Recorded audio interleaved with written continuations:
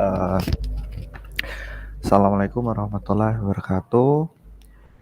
We are from Group 4 and we want to present about analysis in biological samples with parameters of heavy metals and organic parameters. Our groups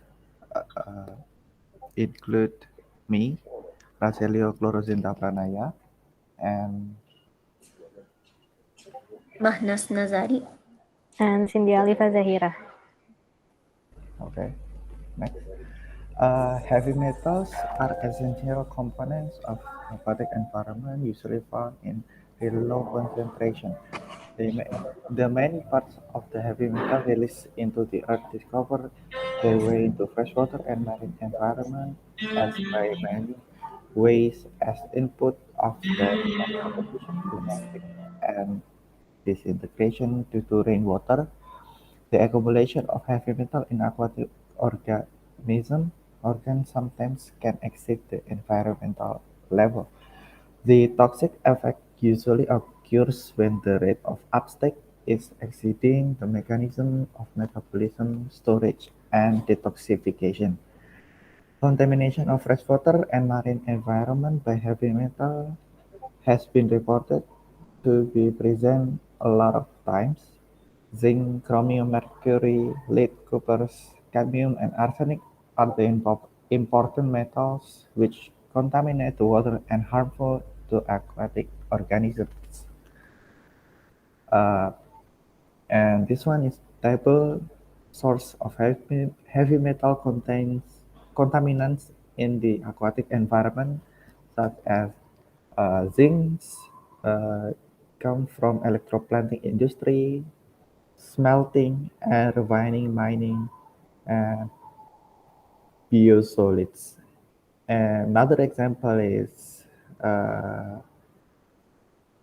iron.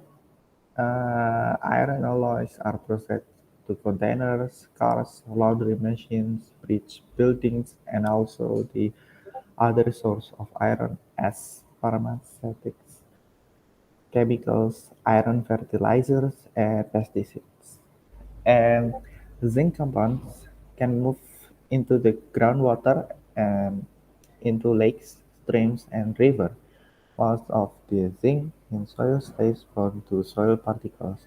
Moderately increasing concentration in water also stem from the release of zinc from drainage pipes due to the corrosion, and it accumulates in fish, crab, and other organisms, and it's very dangerous for all health if the uh, fish, crab, and other organism is consumed by humans.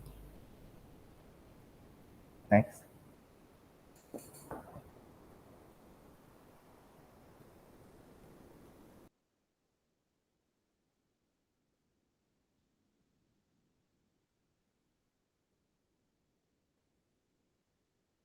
Cindy.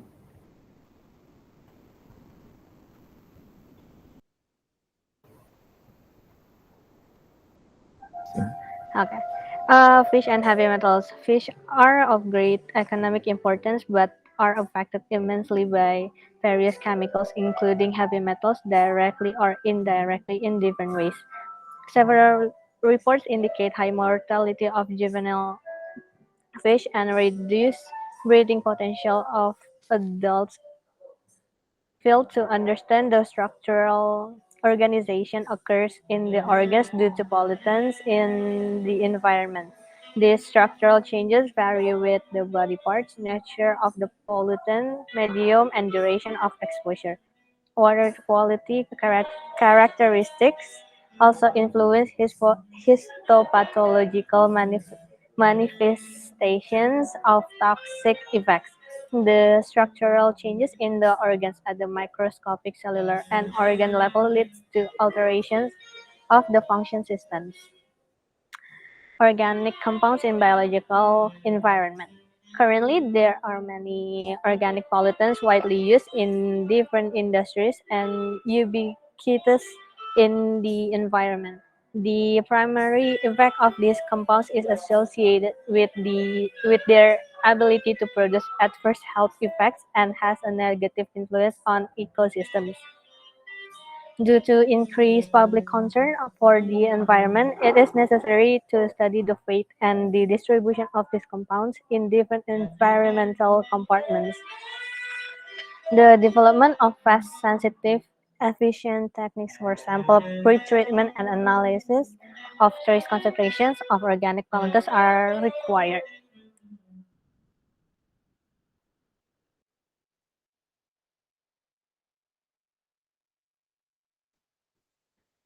Uh, Techniques and methodology.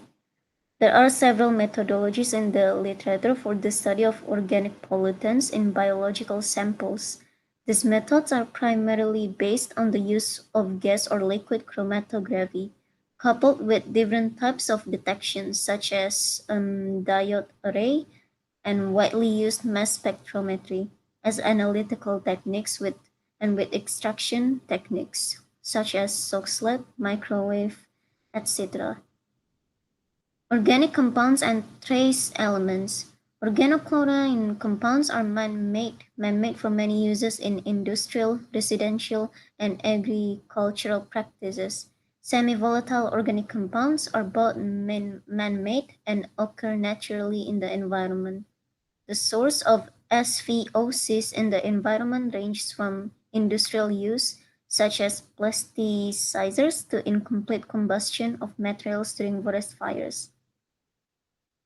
Trace elements occur naturally, but their concentrations in the environment can be elevated by human activities, such as metal plating operations.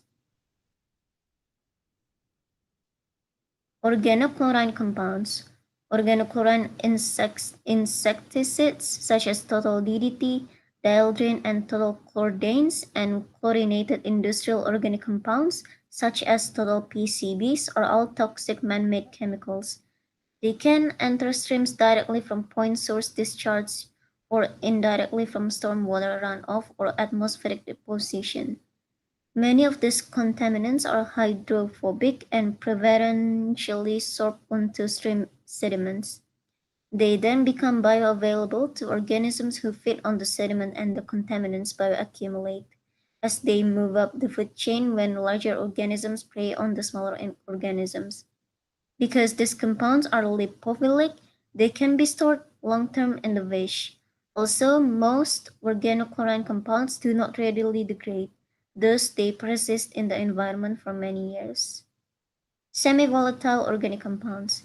Semi-volatile organic compounds, or SVOCs, such as PAH, phthalates, and phenols, have sources and behaviors similar to those of organochlorines in the environment.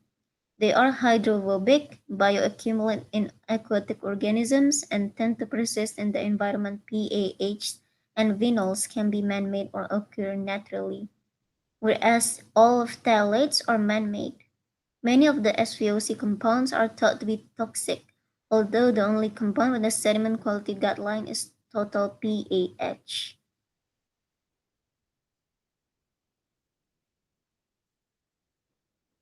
I guess that's all for our presentation. If there's any mistake, yeah, and thank you. Thank you. Thank you.